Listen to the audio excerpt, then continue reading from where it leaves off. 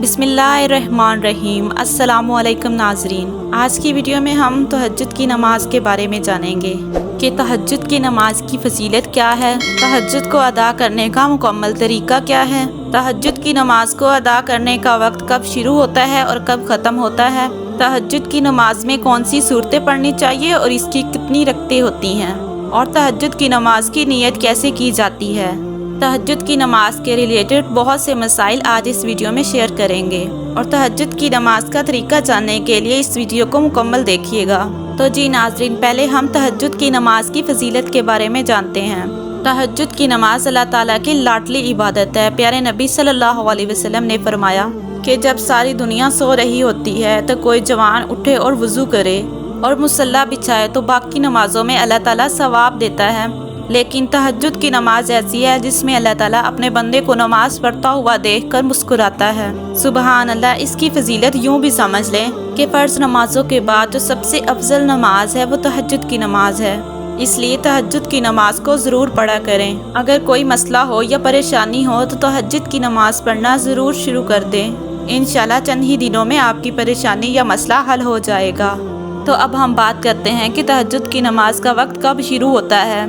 बहुत से लोगों को गलत फहमी है कि तहज्जुद की नमाज का वक्त सुबह के वक्त होता है, जबकि तहज्जुद की नमाज का वक्त इशा के बाद जब आप 4 या 5 घंटे सोकर उठें तो किसी भी वक्त अदा कर सकते हैं, और सुबह जब सहरी का वक्त ख़त्म होता है तो उस वक्त तहज्जुद की नमाज का वक्त ख़त्म हो जाता है। यूँ तो तहज्जुद की नमाज का वक्त इशा की नमाज पढ़ने के बाद फ़ौरन शुरू हो जाता है। इस नमाज को अदा करने का जो अफजल तरीन वक्त है वो नमाज फजर से पहले यानी सहरी का वक्त है, क्योंकि उस वक्त इंसान सोया होता है और गर्म बिस्तर को छोड़ना मुश्किल होता है। उस वक्त इंसान अपने नफ्स को कुचलकर और नींद से बेदार होकर नमाज तहज्जुद अदा करता है। अब हम जानते हैं कि तहज्जुद की नमाज की रकतें कितनी हैं। तहज्जुद की नमाज की आप कम अज़ कम 2 रकतें पढ़ सकते हैं और ज़्यादा से ज़्यादा 12 रकत तक अदा नमाज कर सकते हैं। अब हम तहज्जुद की नमाज में पढ़े जाने वाली सूरतों के बारे में बात करते हैं। बहुत से लोग समझते हैं कि इसमें कोई ख़ास सूरतें पढ़ी जाती हैं। जिस तरह हम बाकी नमाज की रकतें अदा करते हैं उसी तरह नमाज तहज्जुद के नफल अदा किए जाते हैं।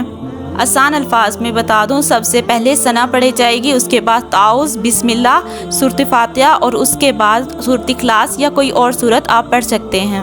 उसके बाद रकू और सजूद, और फिर दूसरी रकत के लिए खड़े होंगे, फिर बिस्मिल्लाह, सूरत फातिहा और उसके बाद कोई भी सूरत पढ़ेंगे, फिर रकू, सजूद और अत्तहियातु और दुरूद शरीफ और दुआ पढ़ेंगे, और फिर दोनों तरफ सलाम फेरेंगे। इस तरह हमारी ये 2 रकतें पढ़ी जाएंगी। इसी तरह बाकी रकतें भी पढ़ेंगे जितनी भी आप अदा करना चाहें। अब हम बात करेंगे तहज्जुद की नमाज की नीयत के बारे में। नीयत कहते हैं दिल के पुख्ता इरादे को। अगर आप ज़ुबान से नीयत करना चाहें तो आप इस तरह अदा करेंगे।